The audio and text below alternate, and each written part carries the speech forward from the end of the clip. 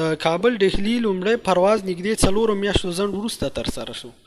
په هند کې د افغانستان سفارت وایي چې پرون د جمعې په ورځ له نږدې 4 میاشتو ځنډ وروسته د کابل ډهلي ترمنځ لومړنۍ مستقیمه الوتنه ترسره شوه. افغانستان سفارت ویلي چې دغه الوتنه چې له دواړو خواو څخه تر 200 پورې بند پاتې افغان او هندي مسافرین ولېږدول د کامیر خصوصي هوایي شرکت له لوري ترسره شوه. افغان سفارت ویلي چې د نوي ډیلي او کابل ترمنځ د هوایي الوتنو دغه لړۍ به دوام پیدا کړي او په نږدې راتلونکي کې به نورې د اړتیا وړ الوتنې هم ترسره شي.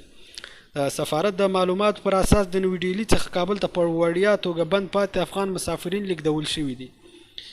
همدارس په یاد الوتکه کې 1400 کیلوګرامه د ماشومانو د روغتیا بیلابیل درمل هم کابل ته د مرستې په توګه لیږدول شوي چې د اندرا ګاندي د ماشومانو په روغتون کې به ترې ګټه پورته سي.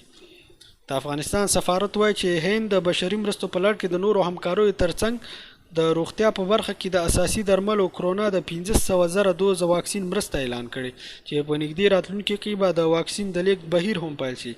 د افغان حکومت مرستیال احمد الله وسیع هم د کابل ډهلي ترمنځ د مستقیمې الوتنې تایید کړی ده. وایي چې هند په سیمه کې یو مطرح هیواد دی او د افغانستان او د هند ترمنځ اړیکې ډېرې حیاتي دي.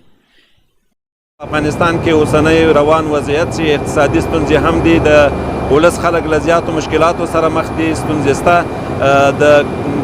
د نورو هیوادونو ترڅنګ په شمول باندې هندوستان هم دا درک کړه چې د افغانستان له ولس سره چې په دې وختونو کې زیات ضرورت لري خپله مرسته وکړي.